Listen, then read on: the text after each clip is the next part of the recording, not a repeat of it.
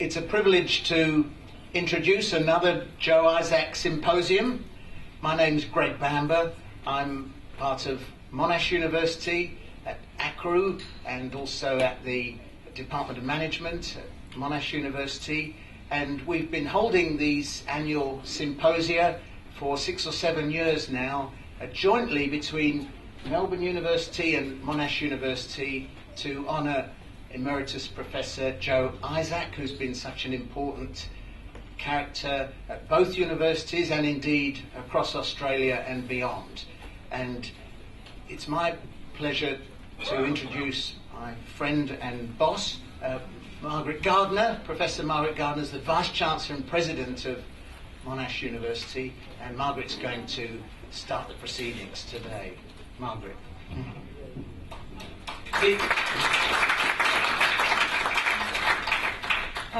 Thank you, Greg, and let me begin by acknowledging that we meet here on the lands of the Wurundjeri people of the Kulin Nation, and we pay our respects to their elders past and present, and also our respects to any elders who may be here in the room with us. Let me begin by saying, when we talk of elders in the industrial relations profession, there are very few more distinguished than Emeritus Professor Joe Isaac, and it's wonderful to see him and his wife Golda here today for this symposium. Let me also acknowledge, of course, our very distinguished speaker, Professor Joel Cutcher-Gershenfeld, who is with us from the University of Illinois and whose work, I'm sure, is well known to people in this room. And as always, can I say, in a moment of personal indulgence, what an enormous pleasure it is actually to stand here and look out on so many faces that I have known for such a long period of time, and I can see you way back there, welcome, that I have known for such a long period of time, and people who are central to a field where I guess I began my academic days, and of which, towards which I feel great fondness. And as I said to Professor Cutcher-Gershenfeld, that these days in my job you get to be an indifferent practitioner of the art at one step removed, sort of a somewhat shadowy principle rather than an agent in the field of industrial relations, even though there are undoubtedly people who would think you are more than just the shadowy principle. So let me just say a few words about the person after whom this symposium is named and whom we are here in this sense in this lecture to honour. Let me say that Professor Joe Isaac is known to all of you here, and he is a remarkable person. He's remarkable because he is not only a legendary academic in the field who brought a rigour to his analysis of the field, and in particular, one might argue, to the field of wages policies and labour market issues, but not only the rigour of analysis. So it is not enough, although we sometimes think it is, that academically a field should be about the critical and analytical insight. There is a place for synthesis and judgment, and sometimes it is this place that gets rather less attention, particularly in the social sciences. And so it is sometimes too easy to be the rigorous analyst, even the rigorous expositor of a series of empirical findings, but to also be the synthesizer and the person who can apply judgment about what this means for the social relations in which we find ourselves, for the futures of the societies that we may be engaged in. Then that is another step, and of course Professor Isaac did that as well, and was not afraid to provide policy solutions, to advance propositions about how we should proceed in these fields. And of course in industrial relations it's always a field where you know that at least one part of it is going to actively disagree with you. And that's indeed as it should be. And he was not only able to bring that rigorous analysis, then the application of synthesis and judgment, but he was absolutely able to move seamlessly into practice. And I think there are very few senior and distinguished academics that I can name in any field who have managed to do all those three things. And it's a testament to a great mind, and it's a testament to moral fibre as well, because it's easier to sit outside than it is to step onto the playing field.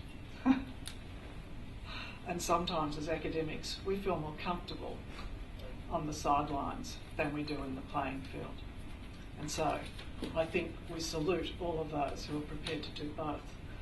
And so can I say as well that I have known, as I have drifted into my shadowy presence, that every time I manage to turn up to something, I pretty much know that Joe Isaac will be there, that he has remained engaged, that he remains a thinker and scholar, a public intellectual and a practitioner, and someone that I would hope more people would be able to emulate. And so I wanted to say that I was very pleased to be asked to open this seminar for those, for that reason alone.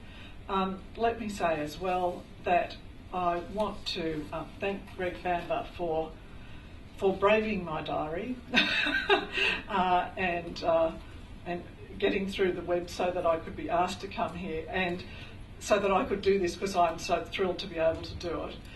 And can I also just reflect for just a moment on what I think will be a very interesting talk, and to say that although I have not had the opportunity to meet Professor Cutcher-Gershenfeld before, I have certainly read his work. And it was one of the great joys of an earlier period of my life, when I had time as a Fulbright postdoctoral fellow, to spend some time at the Sloan School at MIT, and it was at that time as a postdoctoral fellow that I was able to actually have some time talking with, looking at and understanding the sort of people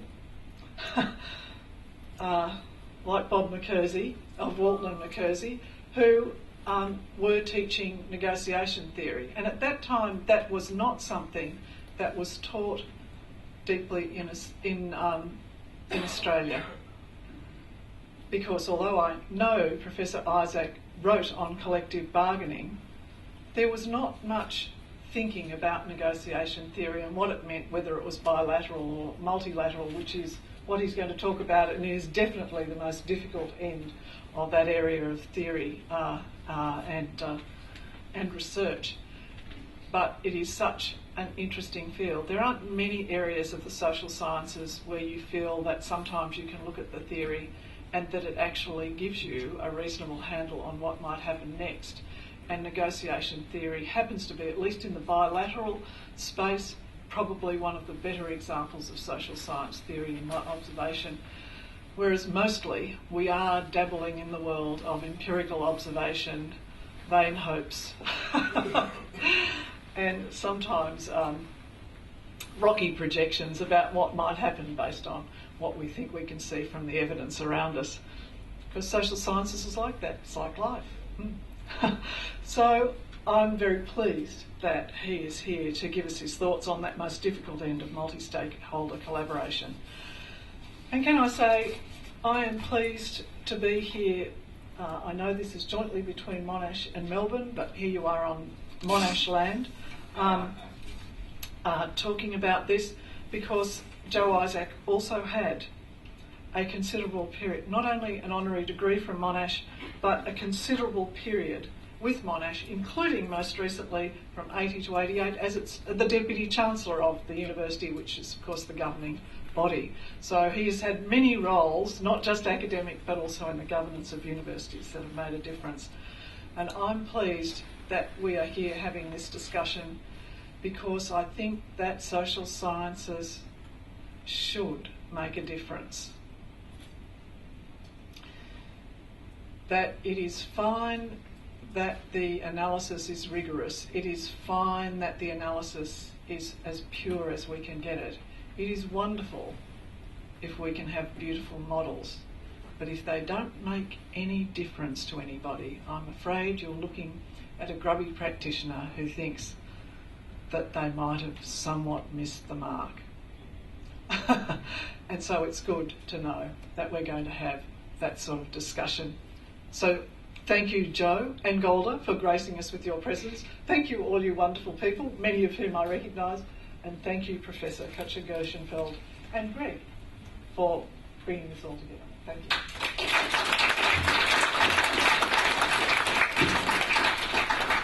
Well, thank you very much, Margaret. And if I remember rightly, in an earlier stage of your career, you were teaching negotiation at Griffith University, one of the people who began the teaching in this field in Australia, following your time at the Sloan School and connecting the dots.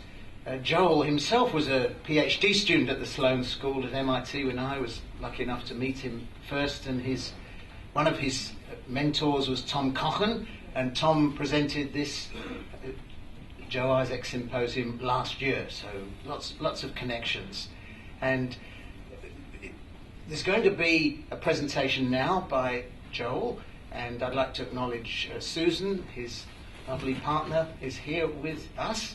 And after Joel's presentation, there's going to be time for discussion, Q&A, so if you've got questions, please save them up and participate, and then we'll adjourn across the hallway for some refreshments, and that provides a further opportunity for more discussion.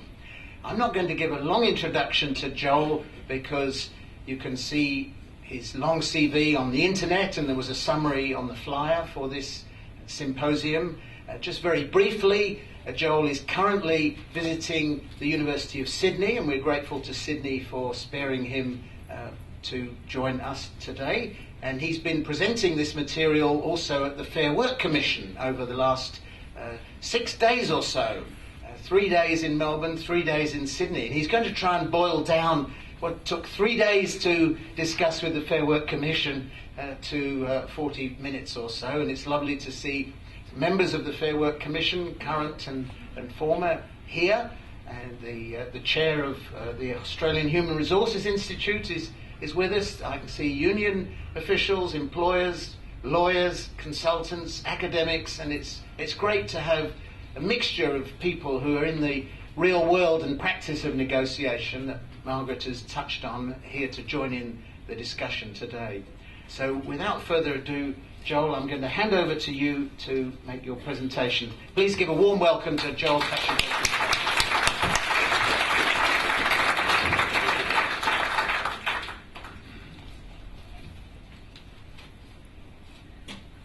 I'm delighted to be here with you, and it'll just take me a minute to swap the computers out.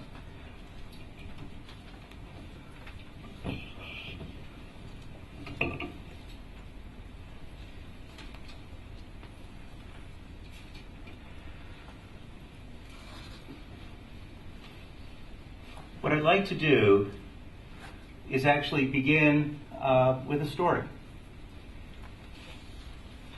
In the United States, the National Science Foundation has, a few years ago, launched an initiative called EarthQ. The broad ambition is to have the 200,000 geoscientists in the world share data, tools, and models to better understand the Earth as a system, to help us to address major challenges, global climate change, severe weather prediction, and so on. I'm privileged to have been able to help in this process I should say, and I won't get it always right, but I will try. And about 1.5 years ago, as part of the realigning of the institutions of science to size up to this great challenge, we had a meeting of about 40 of the major data facilities in the United States and abroad. And mostly it was US based. And the ostensible purpose was to charter a new institutional arrangement that would align the data facilities to support this larger project. About a day and a half into the session, I turned to the group with my co-facilitator and said, well, are we ready now to, we had had discussions about open data, about the operation of a data facility, and to give you an example, the National Center for Atmospheric Research is a data facility. They feed the data into the Weather Channel and things like that. And I said, are we ready now, after having discussed many of the ideas, to begin the chartering process? And the room erupted. And it was just a lot of discord. It wasn't clear quite what was happening. My co-facilitator has a way of doing group voting in which if you support an idea, you hold up 5 fingers. If you support it with small reservations, 4, big reservations, 3, and of course all the way down to a fist if you're strongly opposed. So she said, let's take a vote. And 1/3 of the room held up 5 fingers, and 2/3 pretty much held up a fist. So this was a little bit frightening because if majority ruled, we weren't going to have any new institutional arrangement. But of course, we then paused and said, help us to understand what's going on. And it turns out 1/3 of the people were from National Science Foundation funded data facilities that didn't have any collective forum or organization. And they were enthusiastic about the idea of creating an institutional body that would channel their collective interest.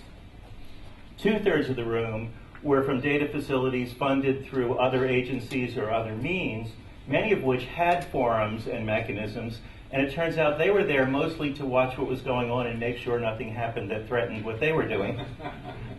And so they really didn't want to see a new institutional arrangement because it might erode turf or territory or what have you.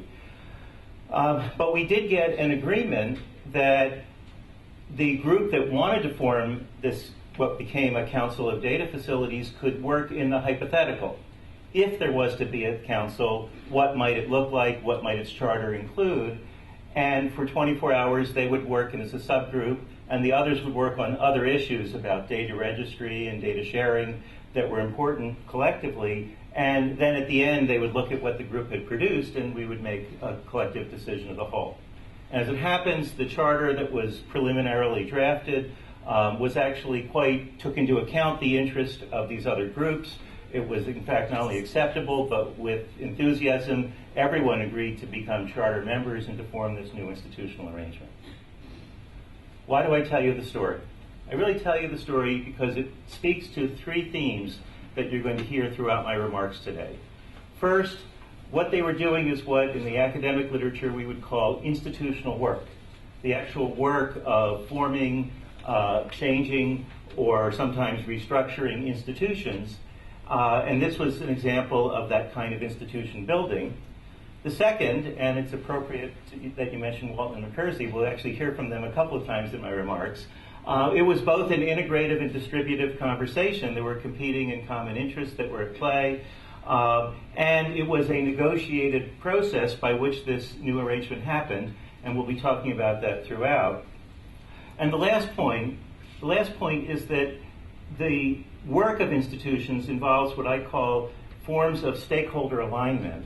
And we're going to be talking about that really throughout the remarks, both at the labor management level and at the broader societal level. So we're going to come back to the EarthCube story, but first I'd like to begin the formal stage setting for my remarks. And like most of the Isaac lectures that you've had, I'm going to begin with France in the 1400s. In particular, this is a French tapestry from around the 1400s. The reason it's up there is that, as far as I can tell, it was right around the middle 1400s that the word institution first appeared in any Western language. It appeared in French. And what's interesting to me about it is the institutions that you see depicted here, the monarchy, the military, I think there's a church over here. These institutional arrangements were around for 500 to 1,000 years before there was even a word for them. It was like the water to the fish. They were so taken for granted as part of the context and so slow moving that, in fact, it was quite a while before we even had to come up with a name for them. I'm going to fast forward. This is a picture of the shop floor in around 1905 of the Auburn Motor Company. Has anyone here heard of the Auburn Motor Company? We have one. We have an audiophile here. And, what do we know about Auburn Motors? They made a very good car. The Auburn with the Cord. There were a number of cars that they produced that were quite successful. At the time of this picture, there were 140 car companies just in the state of Indiana. Auburn was in Auburn, Indiana. All these carriage manufacturers that wanted to become car companies. The reason I put the picture up here is twofold. First of all, the shift from a craft to an industrial era was a dramatic one, and the pace of change accelerated. Institutional arrangements like unions, constitutional monarchies, really came into existence in a 50 to 100 year time frame, an order of magnitude faster than in the pre-industrial era. The second reason is that there were lots of folks trying out new arrangements that have become footnotes to history that you've never heard of.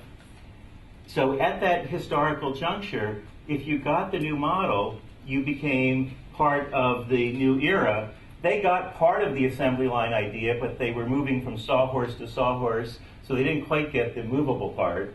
And so they become a footnote to history. If we fast forward now, this is a quote from Eric Trist, one of the founders of the socio-technical systems movement. And he makes the case that we're really moving, he was actually quite prescient in the 70s to see this, moving into a post-industrial society. He cautions, of course, that success is not guaranteed. But the key thing for me is that we're now in an era where I believe the pace of change at the institutional level has accelerated by another order of magnitude. So within 5 to 10 years, we can see dramatic shifts in institutional arrangements, changes in superannuation, changes in pay practices, changes in relationships, good and bad. And the other thing, as Eric Trist cautions us, success is not guaranteed. Those who figure out the new arrangements will become the household names, the successful models in the years ahead. And frankly, those that don't will be like the Auburn Motor Company. So with that in mind as the large platform, let me say that there are big challenges ahead.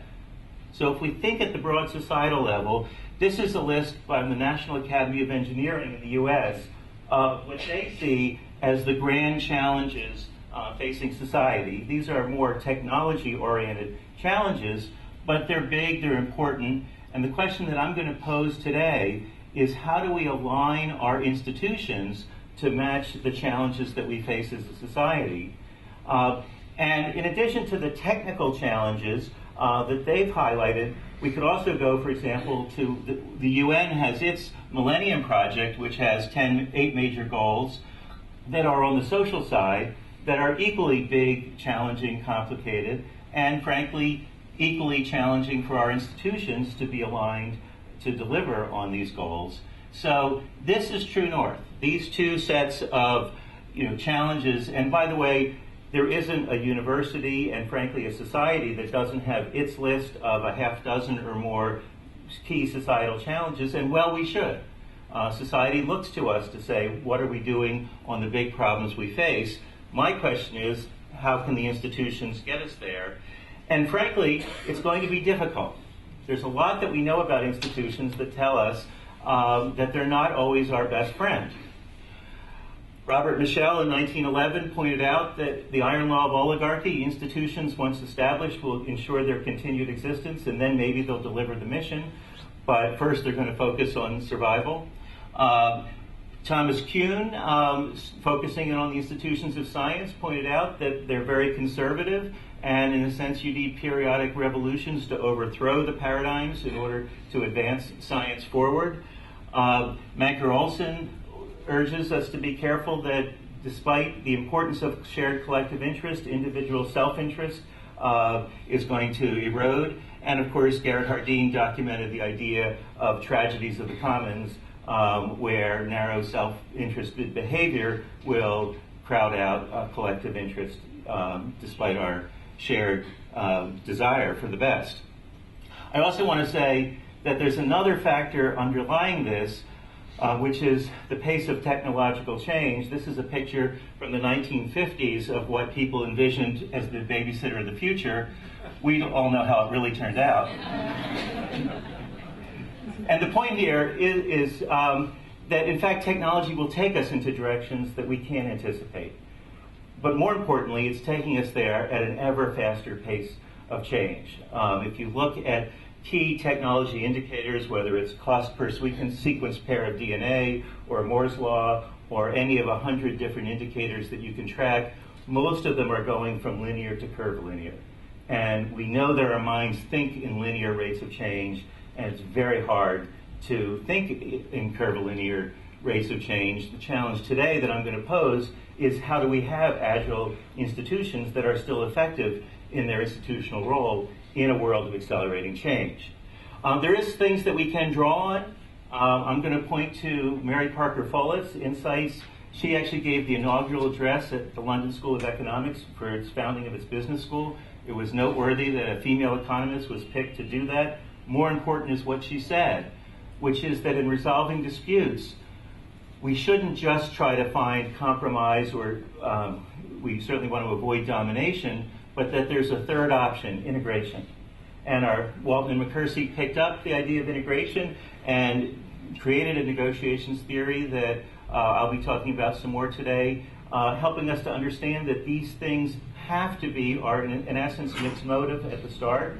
And so we have to figure out that combination of integrative and distributive dynamics. And I do want to caution, years ago, this was in the early 90s, I made 7 trips to Poland to help unions and employers navigate the transition to a market economy from an industrial relations perspective. And I was giving a talk on the importance of integrative and distributive bargaining and how the two are so interdependent. And the interpreter I had, at the break, one of the participants who spoke English said, "I don't know if you realize this, but he's translating your remarks as the good approach and the bad approach." So I'm going to be true to valuing the distributive as well as the integrative.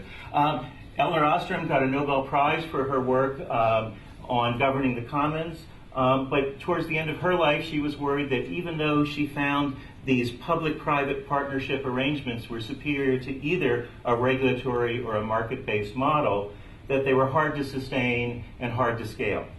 And indeed, we're going to be thinking about those issues. And as I indicated earlier, this really is in the domain that's increasingly being documented in the academic community of what we call institutional work. So that's a little bit of the underlying theory for the journey that we're going to take. But let me make it more focused and more practical in the following way. I'm going to argue that at a basic level, institutions need to do 2 things. They need to create value, and they need to mitigate harm. And we're going to come back to this in a number of different ways. But just to telegraph where we're going, let me take a look at a number of different collaborative arrangements. On the top half of this, which is going to be the first 2 case examples that I want to share with you, are forms of collaboration that are within a larger institutional logic of competition. So labor management partnerships, voluntary acquisitions, mergers, strategic alliances, joint ventures are all ways that parties collaborate in order to compete. So the competitive context is still the dominant institutional arrangement, but it's collaboration in that context. So my first 2 cases that I'm going to share with you are of that nature. Later on, the last 2 cases that I'll share with you are examples of ways in which people are actually changing this to a collaborative context, and we'll talk about that. But let's start in the first case, and of course I want to start, as I should, with 1904. That if you look at the original act, which is globally significant as one of the earliest examples of coming up with mechanisms to channel the interest of labor and management under a legal regime, and this is, of course, from a book that Joe Isaac edited on the 100th anniversary of the Commission, I would argue that that system was set up almost entirely to mitigate harm. There was very little about creating value. If you fast forward to the incomes era of the 1970s, and we have an image of the 1977 annual report, in 1976, Professor Isaacs was talking about the role of incomes policy preventing runaway inflation, and I would argue that was still in the primary mission of mitigating harm. There was some use of the word productivity, so there was a hint of value creation, but mostly it was a journey in the Australian system around preventing bad things from happening. If you fast forward to the last 2 years, the Act in its most recent changes has said, well, no, yes, we want to mitigate harm, but you actually have to look pretty hard in the newest version of the Act to find language around preventing unfair practices, discrimination, what have you. It's all there, but the overarching framing is actually all about value creation, both economic prosperity and social inclusion. There's hard work in figuring out how to do that. I'd like to present you one case example in the Australian context, and then I'll present a US example, just to sort of help to illuminate what this is about. So this is the Aurora Fiber Packaging Company. Some of you are familiar with this case. It's actually one of a number of cases that are being documented by the Commission to help really educate the public on this value creation side. I have some quotes here. The first two quotes to share with you, we have an employee who said, we've seen 10 different managers come through. Each one had what I would call flavor of the month, their own program and initiative, and basically nothing happened. But then we have a quote from a consultant who said in 2005, the company was profitable, but it started to decline.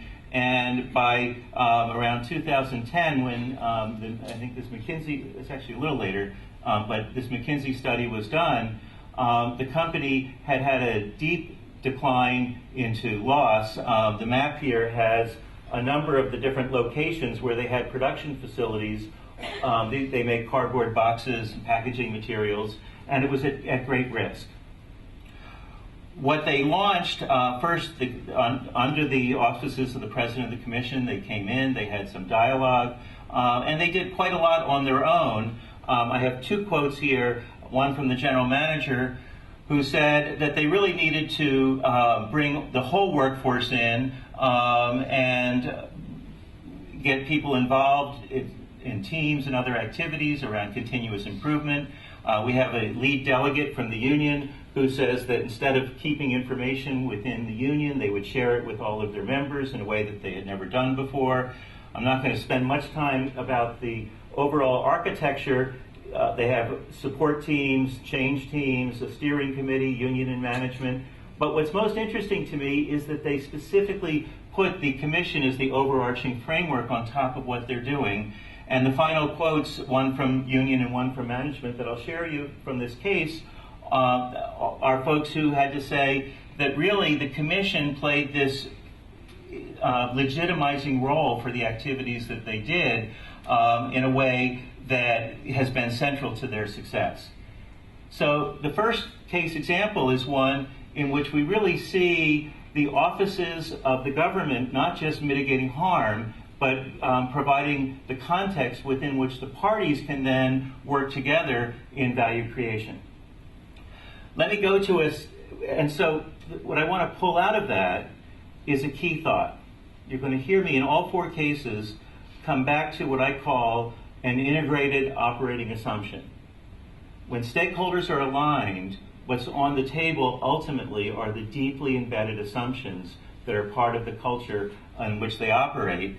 And in this case, it's an example of the very language of the Act. The assumption is that cooperative and productive workplace relations will promote economic prosperity and social inclusion. It's easy to say, but to actually set up operations that work on that assumption is a big change. Let me go to a second case. For a number of years, I've had the privilege of working with the UAW and Ford in the United States.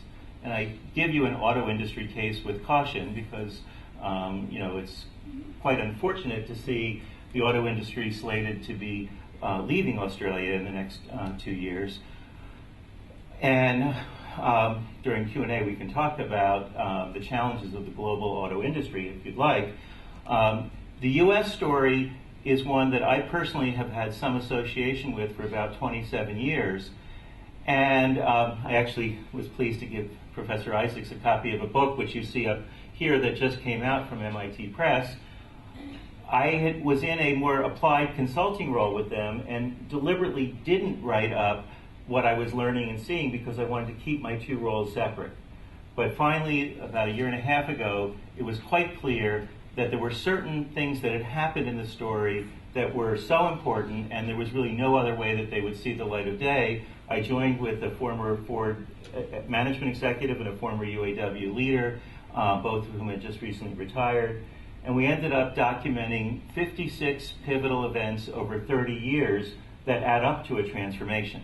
And I'm just going to share with you a couple of insights from that. I want to start the story with Henry Ford's original vision that the automobile wasn't just a means of transportation, it was a vehicle for social change. It would make transportation available to the people, not just the elites. Those of you that know about his $5 a day, he paid his workers twice the daily wage, which was about $2.50. And when asked about it, he said, I want them to be able to afford to buy the product that they built. So there was a whole logic there about underlying assumptions about the product itself. What I want to focus on, similar to the Aurora case, but even in a broader and deeper way, the assumptions about valuing the knowledge of the entire distributed workforce, which are a piece of this transformation story. And I want to start with a simple thought. It's about reducing variation to improve, a core Lean and Six Sigma principle.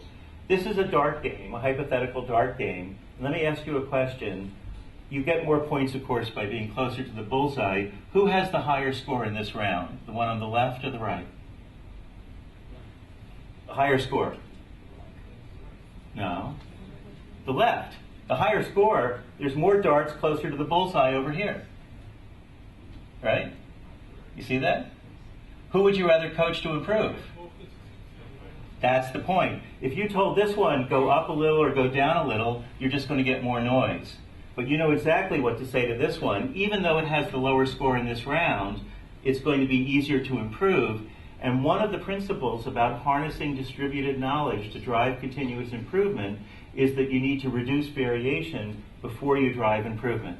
If you try to improve a variable system, you get more variation. So what does that mean in real life? This is a chart from the Chicago stamping plant. I was visiting it actually quite a few years ago, and I saw this on the wall, and instantly it drew my attention. What do you think caught my eye on this chart?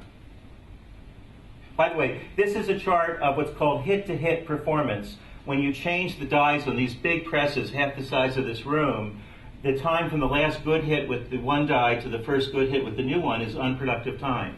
And here, the die change time at the start was about 2 to 3 hours, 120 to 180 minutes. Here it's coming down to about an hour. What do you notice, or what do you think caught my eye on this chart? So first, yeah, there's a lot of variability. And then what do you notice here? Yeah, so I asked them, I said, what's happened here? Because the continuous improvement is accelerating and the variability is reducing. They said, oh, that's when the team leaders and what you would call union delegates, what they called committeemen, join the daily shift start meetings. So you reduce the variability by having the right people in the room for the right conversations. Just to stay with that thought, when they do small group activity, this is from the Romeo engine plant, a group might look at the data on scrap, it might prioritize what are the root causes of scrap, it might then look at those different factors and come up with an improvement plan, and this is hundreds of teams meeting on a regular basis to drive continuous improvement, but with a structured, standardized process, otherwise you have variation in the system. This is a near miss report. So not only are people trying to do improvement, but they're actually talking about something that's very hard to talk about, which is near misses in accidents or quality. And that was all the way up to the executive level. When Alan Mulally came in around 2005, he said, we need to put all our problems on the table as an enterprise and talk together, and everyone nodded their head. But for months, the reports from all of the vice presidents, they have a red, green, yellow light indicator. They were all yellow or green. No one dared put up a red circle. And that was because in that culture, the culture was one of you contain your problems and you never let other people see them. And so the first time, it was Mark Fields, as it happens, that put up a red circle, everyone kind of held their breath, because that's normally a career-ending event. But he said, in a non-blaming way, said, great, let's get the right people around. I think it was the launch of the Edge, and figure out how to solve this problem. And slowly, at the front line level, at the highest levels, created a culture where you share problems rather than conceal them. And if you go to collective bargaining, enterprise bargaining, in 2006, they were already losing billions of dollars. I was asked to meet with 3 top union leaders and 3 top management leaders. Actually, it was at a secret meeting at a Catholic seminary. One of the folks there said, the definition of insanity is doing the same thing over and over again and hoping for a different result. And the way we bargain is not going to yield the transformation that we need to prevent this business from literally going bankrupt. They entered in what we call bargaining over how to bargain. Actually, the Fair Work Commission for Australia is calling it agreeing on how to bargain. But a process in which they said every one of the 26 subcommittees should first calculate a shared vision of the topic that they were negotiating over. Then they should collect data jointly. They should analyze the interest, identify options, and the bargaining doesn't happen until step 5. And then they should anticipate implementation. So they totally changed the process for negotiations from an adversarial one into a problem-solving one. And ultimately, they now have a safety operating system, a quality operating system, a delivery, cost, people, and maintenance. Each of these has different operating assumptions, all built together into what they call the forward production system. And the key thing that I'm highlighting here is the deep embedded assumption is that the distributed knowledge of the full workforce, not just the managers and the engineers, is going to be essential with structured, standardized systems to drive continuous improvement in these measurables. So we're changing the assumptions, which then is the underpinning with which the institutions are realigning. Now, let me shift gears. For the final part of my talk, I'm going to go into a space that's going to stretch our minds out of the labor management arena and into larger multi-stakeholder arrangements. This includes research and development consortia, open innovation, public-private partnerships, and large-scale multi-stakeholder collaboration. And just to be clear, let me define my terms. When you hear people talk about stakeholders, most of what you hear is the words stakeholder engagement or stakeholder management. I'm here to tell you, if they say stakeholder engagement, what they mean is, those are people that I think will like what I'm doing, how do I get them engaged? If they say stakeholder management, what they're saying is, those are people who I think are going to get in my way, how do I manage them from, being barriers to my progress? What I want to suggest to you is that there's a third construct, which I call stakeholder alignment, which is a much more dynamic process of the continuous orienting and connecting to advance separate and shared interest in a dynamic way. And we're going to share with you some visualizations, some tools, some methods for thinking about how stakeholders align in complex systems. I'm going to start with the biomarkers consortium. In the drug development business, biomarkers are things like the level of sugar in your system as a marker for diabetes. There's a number of these. It turns out to qualify a biomarker and then to develop therapies associated with it can be $100 million to $1 billion enterprise. It's a very complicated thing to be sure that if this indicator moves in this way, it exactly means that you have this kind of disease and we need to do these kinds of therapies. And there were a number of important biomarker investigations that companies couldn't talk to each other for antitrust reasons, and were literally spending hundreds of millions, if not billions of dollars to all hit the same dead ends. And so they came to the National Institutes of Health and said, can we carve out a pre-competitive space? So what this is we had regulation under the FDA and competition, and they said basically, can we put something in the middle between regulation and competition that's pre-competitive where we all agree to work together? It took teams of lawyers about 2 years to figure out how the industry folks could meet without violating antitrust, and how government and industry could meet and not compromise the mission of the different government agencies. But what they've done is they've really formed this group. They've been going for about 7 years. And what I want to highlight is just one feature of this, which is that, okay, if this is the biomarkers consortium and we have all these stakeholders, within each stakeholder there are internal groups of different kinds that need to be internally aligned before they can be laterally aligned. And sometimes there's even other consortia that they might be part of. And as this quote suggests, it's a completely different way of making decisions when you're making decisions for collaboration versus the traditional competitive model. And so here's the bottom line of what we found, that there were a lot of internal drivers within the stakeholders that supported them being part of the biomarkers consortium, but they were specific to this one initiative. There were very few cases of internal drivers that were general. In one case, we had a pharma company that had all of the different people that were in different consortia meeting once a month to say, what are you doing, what are we doing?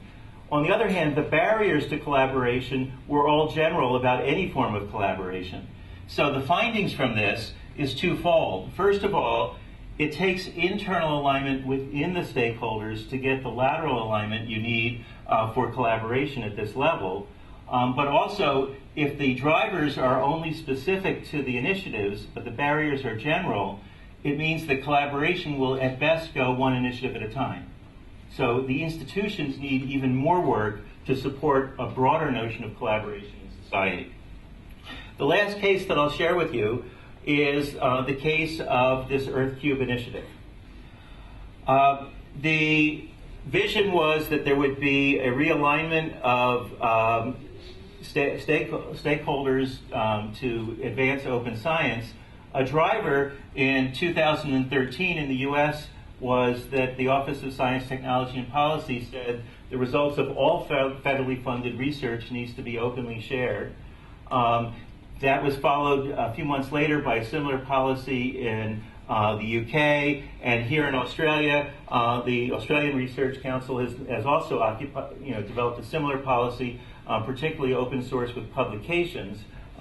There's other efforts in this country with the Research Data Alliance to promote the open sharing of data. And so how do we make sense of this? We held an early career event, and we had an early career scientist say, look, I'm a second-year assistant professor just starting my career. I finished a study. If you want me to prepare the data so it could be reused by other people, it might take me 2 or 3 months. And she said, I feel like this is an Alcoholics Anonymous meeting. I am a data hoarder. If I share my data, will someone else scoop me? Will they reuse it? Is that the best use of my time versus going to the next study?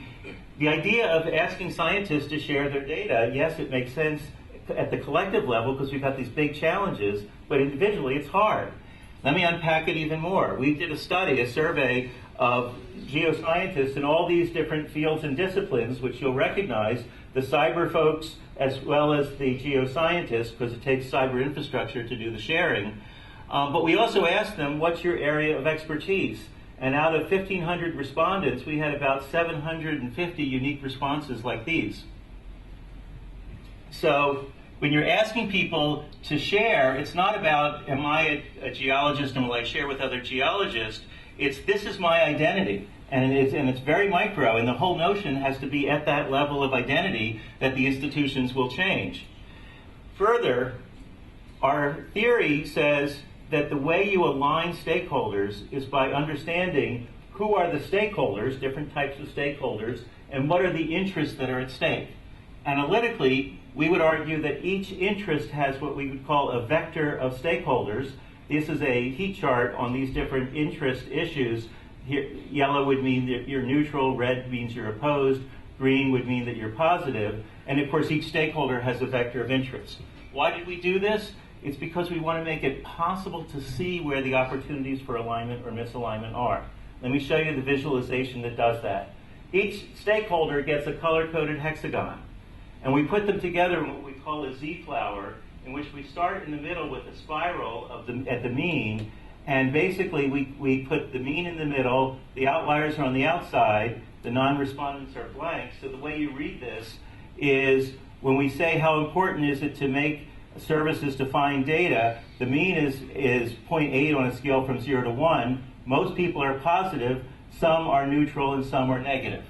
And it gives you a quick thumbprint. Let me give you 3 examples of these visualizations, not so much that you understand the sharing of geoscience data, but you understand what it means to try to visualize alignment. So here's 2 questions. We said, how important is it for you to find data within your field? And people said, yeah, it's really important. A couple said no. But then we said, how easy is it? And people said, not so easy. There's a couple of bright spots that say it is. Most are neutral or negative. So we see a gap. This is a talk about collaboration. We said, how well do geoscientists collaborate with each other in sharing data? Not so well. How well do cyber infrastructure folks share data and models? A lot of people don't know, but again, not so well. How good do geo and cyber work together? Really not so well. And how good are we training the next generation of end users in how to use these tools? Really not so well. And the point here, when we showed this to folks at the National Science Foundation, they were about to fund all of these hardware development and software development, and they realized they were at risk of basically what they call building it, but they don't come, because there were these big social gaps. And so instead, they launched on a year-long project of funding end-user workshops to build understanding and community building to even be able to think about how to move this forward. So in a sense, the things that we do in industrial relations get multiplied by 200,000 geoscientists to align the institutions. And the final thing that I want to share with you on this is because we were able to charter that Council of Data Facilities.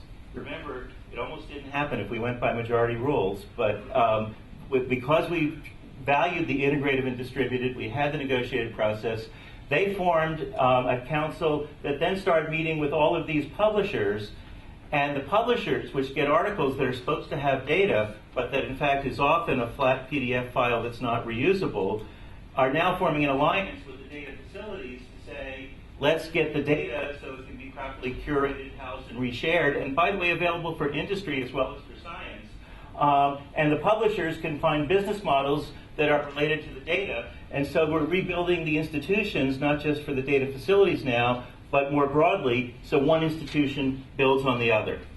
And so the deep assumption here is that collaborative sharing of data, tools, and models will accelerate our understanding of the Earth as a system. Literally, the planet itself is at stake. With that in mind, the final thought that I want to share with you, these are my final 2 thoughts. First, this is a quote in the US from the President of the National Academies of Science, Ralph Cicerone, who says that we face great, daunting problems as a society. And as you saw, there's technical problems and there's social problems that are quite significant. And he says individuals alone will not be able to solve these problems. It will take the work of institutions. And so with that, the final thought, or actually the second to final thought that I want to share with you is that it's the work of institutions to do 2 things, both to create value and to mitigate harm. And the last thing that I'll share with you, just as a way of wrapping it up, and a couple have heard me tell this story, to bring it back to the world of labor management relations, I'd like to share with you a story that I was told a number of years ago. Dr. Deming, who's of course well known as the quality expert, it was arranged shortly before he died that I would meet with him and ask him how his ideas of continuous improvement based on data and tools and methods could apply to labor management relations. And so I met with him, and he responded, as he often did, with a story. He said, to apply these ideas to labor management relations, it reminded him of a letter he had received from a woman who said that his ideas had changed her life. She went on in the letter to say that it wasn't so much that they changed her life on the job, they were helpful, but it had saved her marriage. She said that she and her husband often fought, and after being exposed to these ideas of data and continuous improvement, she persuaded her husband to do some brainstorming. And so they got out a flip chart and they made a list of all of the arguments that they had had. I think it was over the previous 6 months. And then they analyzed the data. And when they analyzed the data, they saw a pattern, a couple of patterns. The big pattern that they saw was that in every case, the argument was in excess of what was needed for whatever it was they were fighting over. So in good root cause problem solving, they said, well, why is that? And what they realized, the root cause was that they were both competitive people, that they each liked to win. And she said that's when she hit on the idea that saved her marriage and that frankly applies to labor management relations and stakeholder alignment. They realized even though they were both competitive people and they each liked to win, neither one wanted to be married to a loser. With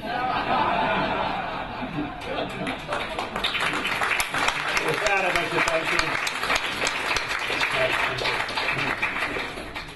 I'd like to welcome Professor Leisa Sargent, who's the head of the Marketing and Management School at Melbourne University, who's going to conduct the discussion and Q&A, and also to thank Joel. Thank you very much, Joel. Indeed. So don't go away. Okay.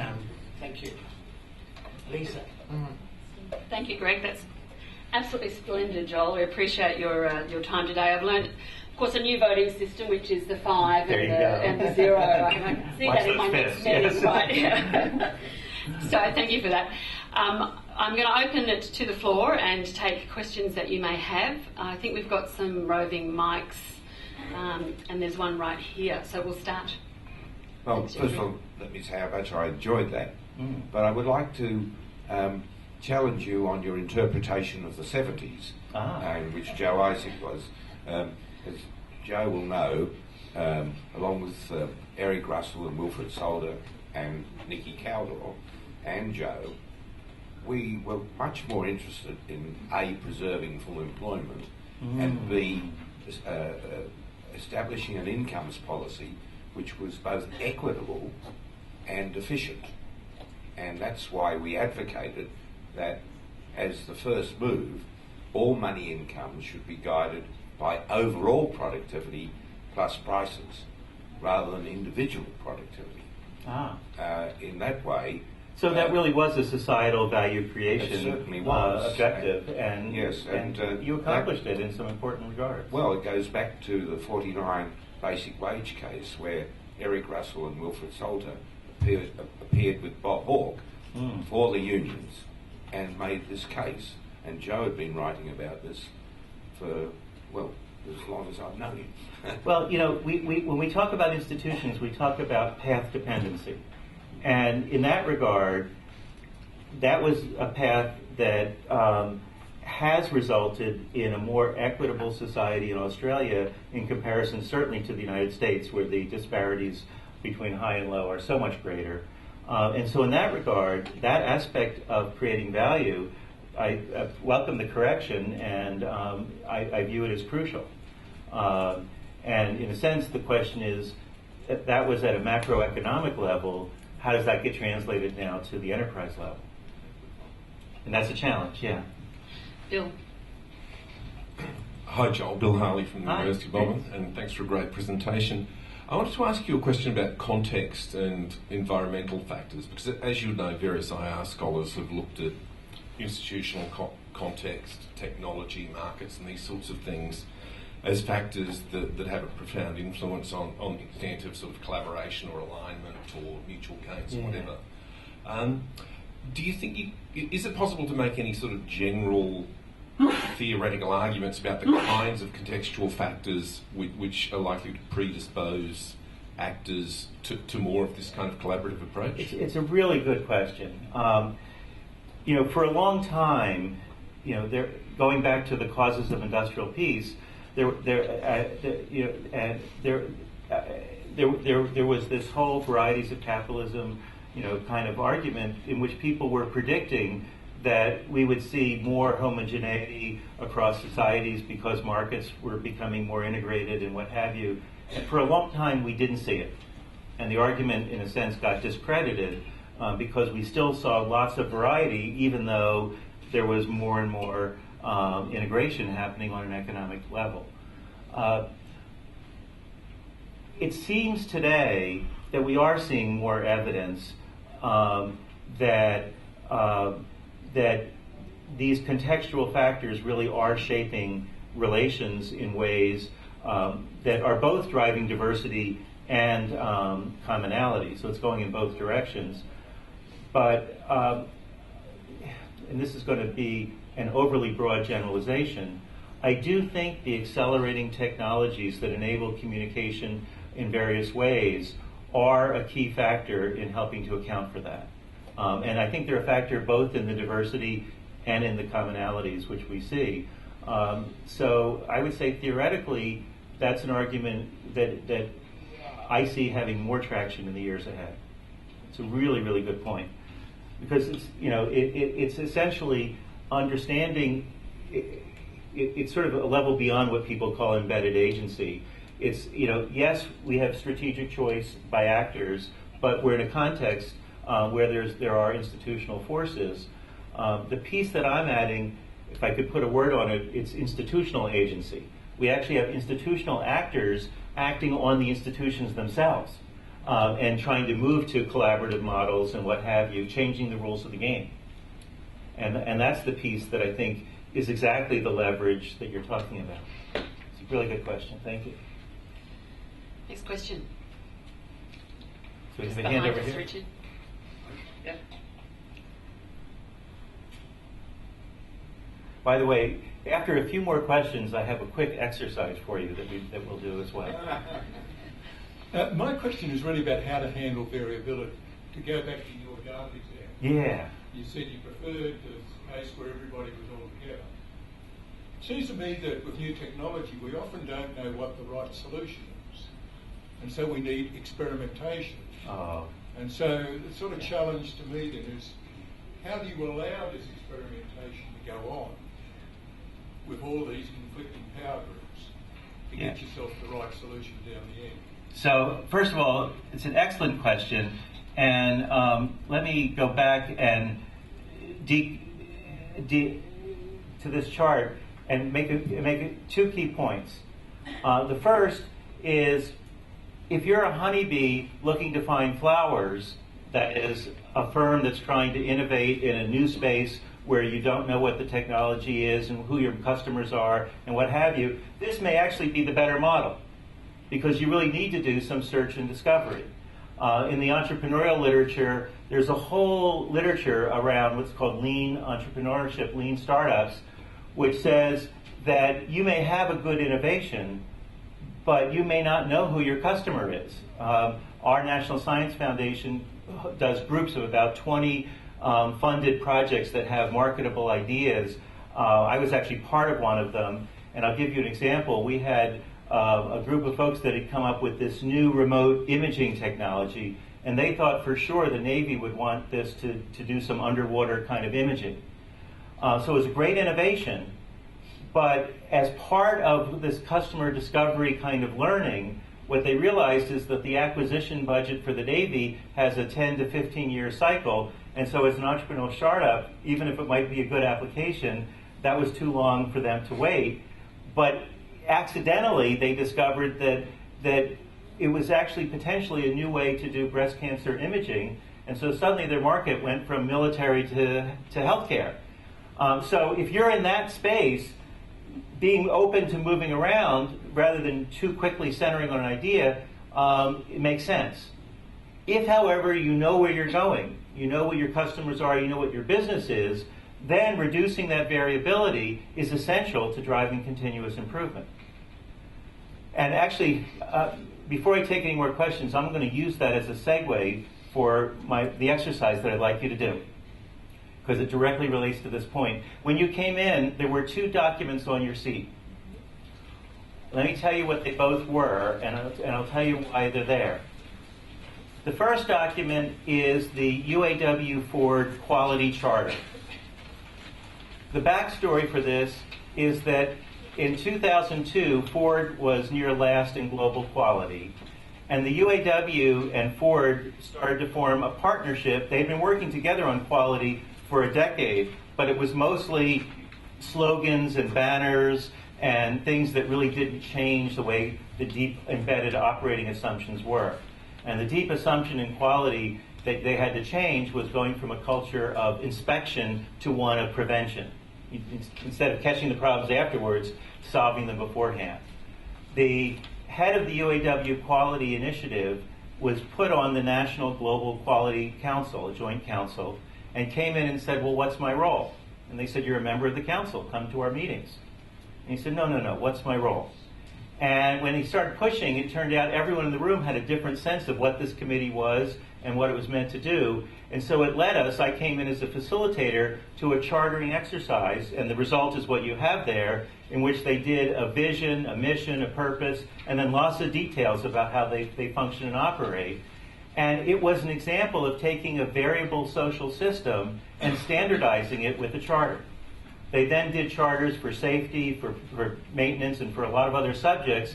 And after they did a enterprise-level charter, then they did divisional charters, and then plant-level charters for the 46 different plants in powertrain assembly and stamping operations. And so the first curious artifact that you have in your hands as archaeologists of stakeholder alignment is a industry-level charter from a Union Management Quality Committee. The second document, when I said that the Council of Data Facilities was doing a charter, that was a subset of an overall charter for the EarthCube initiative. So this is the overall EarthCube charter, which includes a number of things in it, including the Council for Data Facilities. Its own charter is actually about a 4-page document, similar to the UAW Ford one, but this is an example of a large multi-stakeholder consortium charter. Question for you. What I'd like you to do, in small groups of 2 or 3 people, so basically half of each row, turn to your neighbor, look at both documents and have a brief conversation. We're going to lift it up to the full group of what do you notice or observe about the idea of trying to create social system stability through the use of a chartering or terms of reference document. And do you see anything that's similar or different between a labor management charter and a science institutions charter? So 2 examples. Both are about building out the institutions, their institutional work, but in 2 different contexts. And this is a turn to your neighbor conversation, and then we'll lift it up and see what you think. Are you with me? Go for it.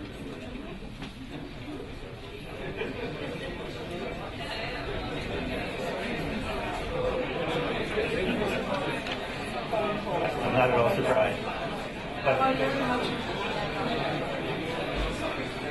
And you should know, in 1994, I joined Dick Walker's University to write the book Strategic Negotiations.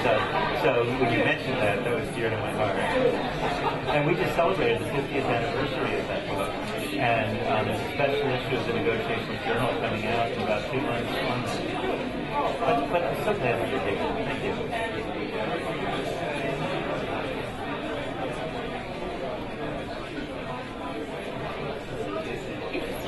Yeah.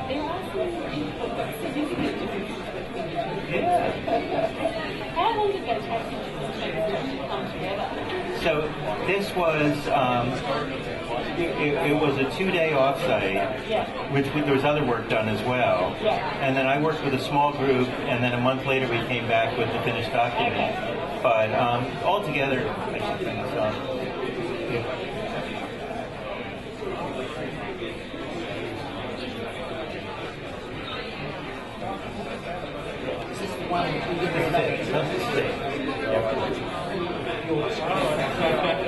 So if we could get the microphones. Once more, hold up your hand if you want the microphone to come to you. What are your thoughts and observations? I see a hand back here. There's the microphone in the back coming your way. Well, my initial impression would be that the first document, the UAU, is... And the UAW is the United Automobile... Sorry, the UAW, Industry Union for the US is much briefer than the other one. Absolutely. But I still think it's too long. And I think it's too long because, speaking from a sociological definition of an institution, that is by definition that which is taken for granted, that which is implicit. And I think that if you're going to try and create an institution, or institutional logic even, with a document which is effectively a contract, from an agency perspective, you're always going to come across the incompleteness of contract problems. So in fact, I don't think it's possible to create an institution with a written document. So, first of all, I think it's a great comment. Let me respond in three ways. The old socio-technical systems folks, Eric Trist that you saw up there, had a great expression when you're doing system design. They said you don't want to over-specify a system or under-specify it. And in a sense, this was a situation where the absence of a charter was creating lots of noise and variation. The chartering process wasn't something that was imposed. Importantly, it was something that they themselves said, these are the rules that we want to hold ourselves to. And the fact that it filled 4 pages, well, that's the level of detail, in a sense, that they were designing for themselves. So the first point is finding that sweet spot of not over-specifying or under-specifying is hard. Because if you get too detailed, it becomes bureaucratic and oppressive. If it's not detailed enough, you're still having variation and noise. The second point is that if parties are creating it for themselves, then, in a sense, they has to be the guide.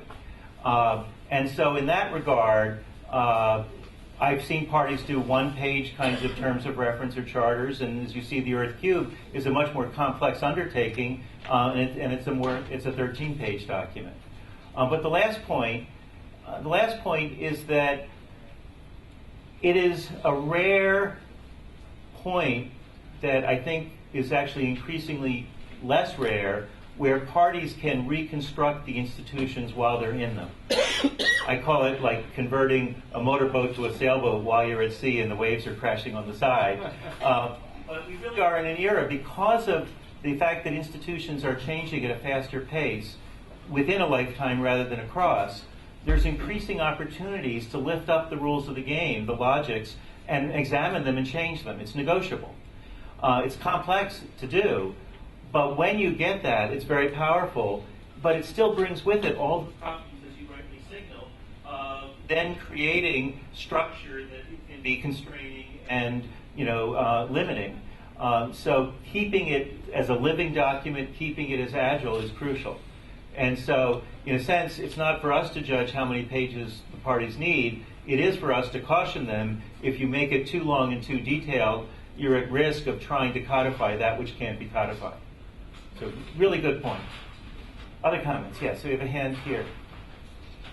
So my colleague Rebecca and I came at it at a slightly different level, and thinking about it in terms of variance reduction, we assumed the UAWU document would lead to greater variance reduction in the sense that it focuses almost exclusively on how we work together and how we conduct meetings, whereas this document is much more about sort of broad structures and abstract functions, and so this was probably more we were thinking on the left target, whereas the UAW is more on the right target. I think that's really astute. Of course, the Earth Cube is trying to get its arms around a much more diverse mix of stakeholders. And by the way, the last section of that on conflict resolution wasn't there until certain conflicts emerged, even in the chartering. And I said, you need to have a conflict resolution section, because basically one person went straight to the NSF with an issue that should have been resolved internally, and instead escalated it in a way that made everyone uncomfortable. But you're absolutely right that the first document, in fact, did have the effect of reducing variance, focusing their energy, and actually was just one of about 14 or 15 pivotal events that took Ford from near last in global quality to best in class. So there really is a story of a couple of different forms of variance reduction that were truly transformative. The Earth Cube story is not yet written. My prediction is they're going to need, within the different functions and forums, to get to a deeper level of standardization ultimately. Otherwise, there's too much room for noise. But again, being guided by the parties, they're not yet there in which they've even established what the standards might be. So in that sense, it's sort of a one step, and then you get everyone lined up, and then take another step. Yeah. Since Yes. you raised the conflict resolution clause in the Earth Cube document, does it cover you at all that it includes an invitation for agreed sites to go to court to resolve the issue? Does it strike you as too American? Yeah, no, we're guilty as charged. I think, you have here in Australia a much greater experience with powerful tribunals that represent neutral forums to resolve things other than the courts. I would argue that the chances of legal things happening at one level are relatively small. On the other hand, we can't leave that out. And what was on the minds in the case of the geoscientist, this was about 3 years ago. I don't know, some of you, we talked about this in the doctoral students that I met with, along with Professor Isaacs and a couple of the rest of the faculty here earlier. In Italy, there was a fairly devastating earthquake, and the seismologist in the National Institute for Seismology failed to predict it.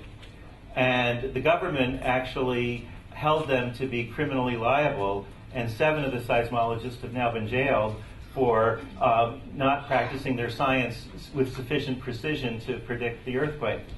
So suddenly the geoscientists, who are dealing with all sorts of unpredictable natural phenomenon, do worry about legal issues. There's IP and other things that are at stake, but that's probably why that got in there.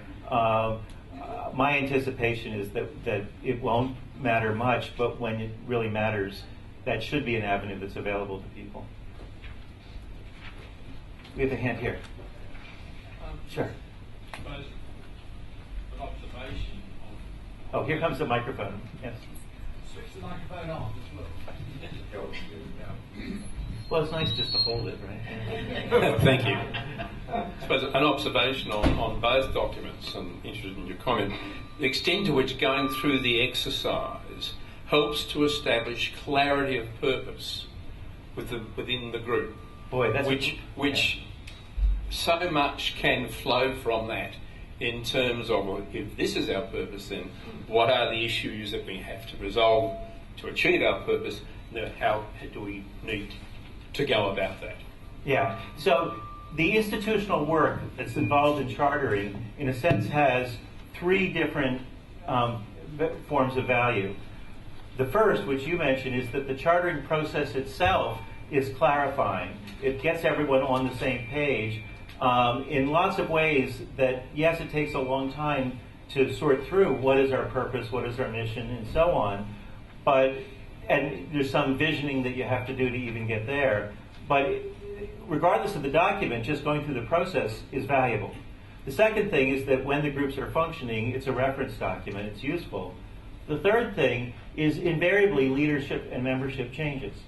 And when new people come, it says it's a living document, but by the way, if you're coming and you don't want to live under it, it's a living document, surface your concerns and we can adjust it.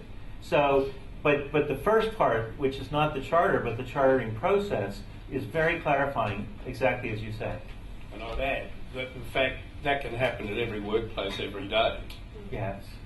If a team process is working whereby the leader is working with team members to try and clarify the purpose of why they're there and how they can help each other. That's a very powerful conversation when it happens in a workplace. Thank you. By the way, while I'm happy to take more questions or comments on the charters, we have a few more minutes, but any questions going from the talk or anything else is fair game. You're not just limited to reacting to the exercise. Richard, just behind you. Oh. Well, Joel, Peter Wilson, you raised something for me in terms of systems theory when you said the objective is to align stakeholders, and it's harder if the stakeholding group has disparate objectives rather than closer common objectives. Yeah. To me, that throws up two necessary conditions using mathematical language. The inhabitants of the stakeholding group have to appreciate the benefit of being aligned to some greater goal before they have an incentive to realign themselves. And the external party has to be able to encourage that conversation. Otherwise, you might have an unstable situation which is only solved by splitting up the stakeholding group because they can never come together or see the opportunities for gain. So, is that where you're going with it? Well, let me say yes and no enthusiastically. And what I mean is, so first of all, it's a really crucial question. Stakeholder alignment doesn't mean that everyone is agreeing on everything, or even that everyone is aligned about the same broad overarching mission, although there has to be some degree in which we're on the same journey, or it's just not possible. And I view that not as a fixed thing, but as a negotiated conversation. That is, parties often have the potential for alignment, but haven't had sufficient conversations to see that even if their positions are different, that they have overlapping interests as well as competing interests. So a strong yes, but here's the equally strong no. What immediately came to mind in the U.S. is the Kaiser Permanente healthcare system. This is a system in 9 states with 120,000 employees running hundreds of healthcare clinics and hospitals. It's both a health insurance and a doctors consortium and a medical delivery system. You would know them quite well. They have a labor management partnership that's one of the world benchmarks in terms of interest-based bargaining, continuous improvement in reducing medical errors, delivering service at the highest levels. There is a group of about 80,000 California nurses that refuse to be part of the partnership. So you have 17 unions that meet on a regular basis in partnership meetings, do all sorts of innovative things. There's 5,000 unit-based teams driving continuous improvement. It's a powerful initiative, but not every union chooses to be part of it. This group has its own ideology and philosophy, so they bargain in a traditional adversarial way while the others bargain collectively in a more collaborative. And it's not optimal, but it's also functioned that way for more than a decade. And so I would say that you don't want to force people into a partnership that they're not prepared to be part of, and that it's possible to achieve high levels of collaboration with a subset of stakeholders. And the hope is, over time, others will see it in their interest. But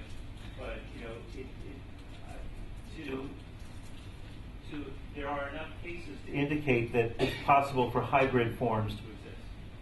So, good point. One last question from the floor. Yep, thank you. My name's Pauline, and I work as an organisational change manager within the banking industry for the last 10 years. So it's an industry that hasn't seen much change, right? No, not at all. One of the things I'm just curious, I guess, more about your opinion is what's happened in Greece, and could they have done something differently in terms of how they've collaborated and tried to sort of resolve, because that's obviously had huge sort of cultural implications as well. Nothing like a short question for you. A small, unchallenging final question. Well, let me. But as it happens, the U.S. LIRA has just published its annual research volume on financialization, and I wrote a chapter with some co-authors looking at the U.S. case of government intervention in the auto industry. We had a team of authors from Jamaica looking at the financialization challenges there, and we did have a co-author from Greece. So I'm not an expert on the Greek situation, but I can share with you some of his observations and some broader implications. he documents how the IMF and the World Bank entered the Greek situation, and then later the EU, in a unilateral, non-negotiating sort of way. In fact, it's an interesting contrast to the Jamaica case, where the IMF actually sat down at the table in a trilateral negotiations of government, labor, and world financial institutions, and reached more of a negotiated solution. So I would say that the tragedy, and it is a tragedy of what's happening in Greece, is because on both sides there was a series of unilateral actions that were taken. And I'm sure there were back channels and front channels and negotiated conversations of various kinds. But I also, just from his writing and from afar, have the impression that too much of it involved position and counterposition and waiting to see who would blink, and not enough of it involved the kind of roll up your sleeves engagement to figure things out. I'll use the colloquial expression: if you've dug yourself into a hole, at a certain point, drop the shovel. and I think it's a deep financial hole, and it's sensed that now I think people are sort of coming to grips with the realities, and they're having those kinds of conversations. The tragedy is, I think they could have happened sooner. I don't know, but I appreciate the question. Thank you, Sean. I'm going to call on Andi Pekarek to give a vote of thanks. Andi is actually a PhD graduate from Monash and is working at University of Melbourne, so he's the perfect bridge to bring this to a close. Thanks, Leisa.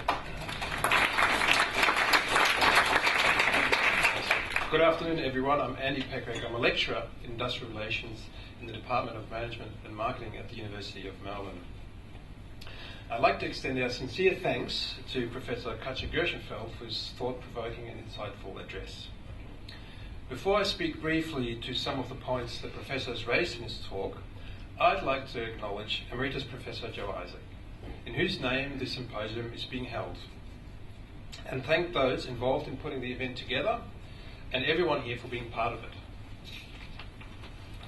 In today's industrial relations climate, the broad themes of change, challenge, and collaboration are particularly resonant.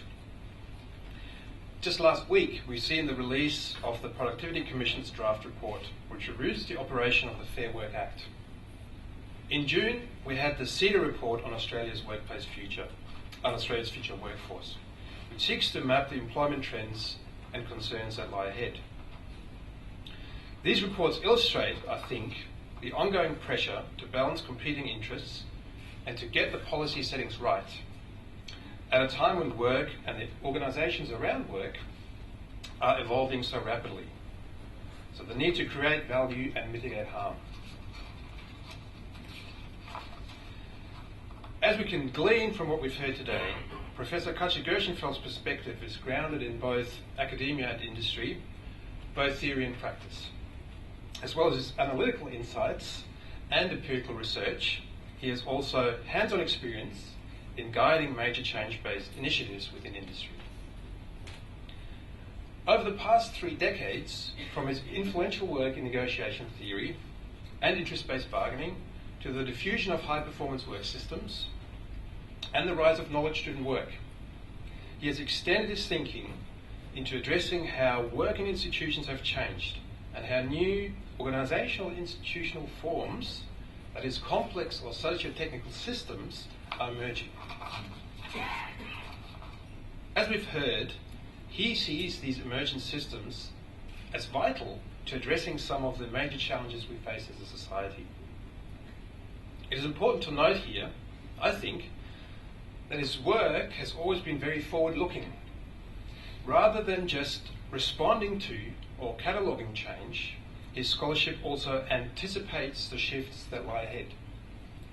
He poses the question, in an increasingly complex world, where we see an accelerating rate of change, an expanded global terrain of work, a case of wheels within wheels, where we have multiple complementary and competing interests at play, how do we reach accord? How can institutional structures become nimble enough to respond to the demands of a rapidly transforming world? How do we balance stability and adaptability. These are critical questions for scholars and practitioners of industrial relations. And in the context of these challenges, I'd just like to briefly underscore a few of the key points that the professor has made today. Firstly, the need for system-level perspective to help address some of the tricky challenges that lie beyond the capacity of individual public or private organisations working on their own.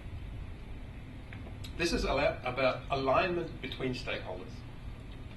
For researchers, one implication that springs immediately to mind is how exactly might environmental concerns intersect with economic and social ones. Taking it down one level, how it is vital to establish internal alignment within a stakeholder before they can effectively collaborate with others. So this points to the need for mechanisms that can uncover and address a range of interests and concerns. Industrial relations researchers clearly have a part to play here.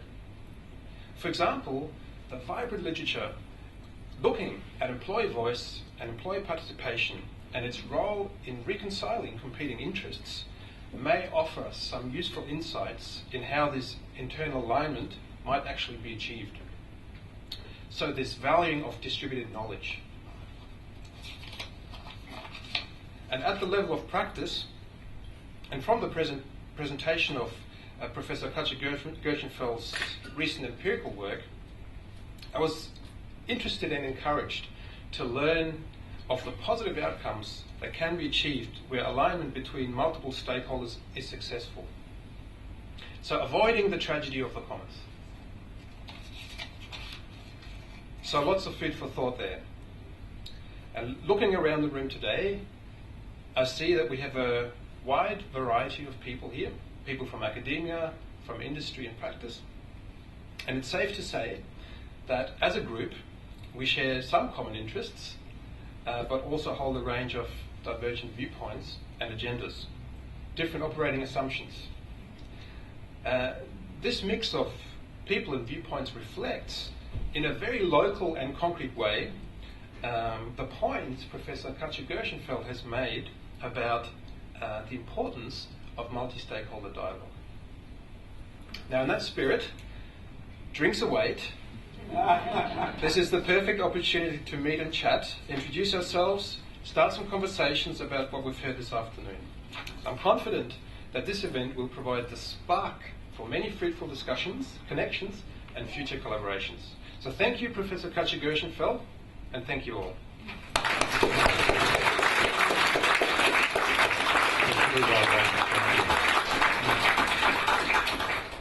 Thank you very much, Andy. Rich, could you switch on the microphone and give it to Professor Joe Isaac, please, because it wouldn't be appropriate to conclude the proceedings without Joe having a word with us.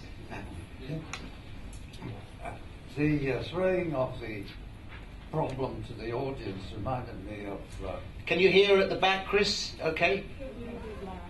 Turn round, Joe, or else use this mic if you like. It reminded me of the occasion in 1948 at the London School of Economics when Samuelson came over to talk about his new book, The Foundation. And as he proceeded, he posed questions to the audience. Apparently of very distinguished professors, some from Oxford and some from Cambridge. And there were no answers. He gave the answers. At the second lecture, he started off by saying, well, I'm going to continue to ask questions, but they'll be rhetorical questions. Well, I think we did rather better here. It's a real compliment to our speaker. Just very briefly to thank you, Joel. I think your mentor, Tom, who was here last year, would be very proud of you. In saying that, I think that's a great compliment that I'm delighted about. I want to thank Margaret. Margaret apologised she had to go and take an urgent phone call, Joe. For a busy Vice-Chancellor of the largest university in Australia to spend time here to say nice things about me. would you convey my Will do. thanks? She's hoping to come back for the drinks in a moment. Yes. And thank you very much, Leisa, for not only officiating here, but also making it possible for these lectures to continue in perpetuity. And thank you, Greg and Michelle Brown, for organising you and your helpers. It's a great occasion, and I'm looking forward to the next one. Thank you very much.